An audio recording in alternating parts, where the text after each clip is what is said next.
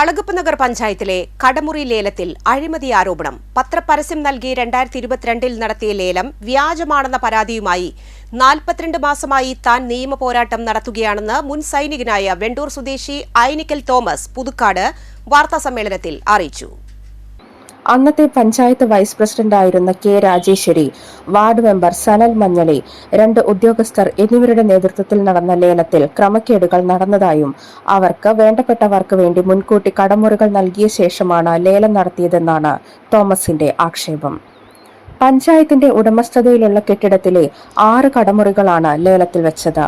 പൊതുലേലത്തിൽ പങ്കെടുക്കാൻ എത്തിയ തോമസിനെ വൈസ് പ്രസിഡന്റ് അധിക്ഷേപിച്ചതായും ലേലം വിളിക്കാൻ സമ്മതിച്ചില്ലെന്നും ആക്ഷേപമുണ്ട്.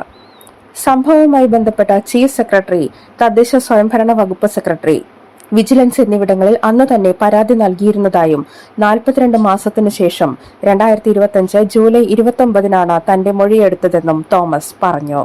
തദ്ദേശ സ്വയംഭരണ വകുപ്പ് ജോയിന്റ് ഡയറക്ടറുടെ നിർദ്ദേശത്തെ തുടർന്ന് പഞ്ചായത്തിൽ നടത്തിയ ഹിയറിംഗിൽ മൊഴി നൽകിയ ശേഷം ലേല ദിവസം നടന്ന തെളിവുകളും കൈമാറിയതായും തോമസ് അറിയിച്ചു. ലേലവുമായി ബന്ധപ്പെട്ട് നടന്ന അഴിമതി അന്വേഷിക്കണമെന്നും കുറ്റക്കാർക്കെതിരെ കർശന നടപടിയെടുക്കണമെന്നുമാണ് തോമസിന്റെ ആവശ്യം.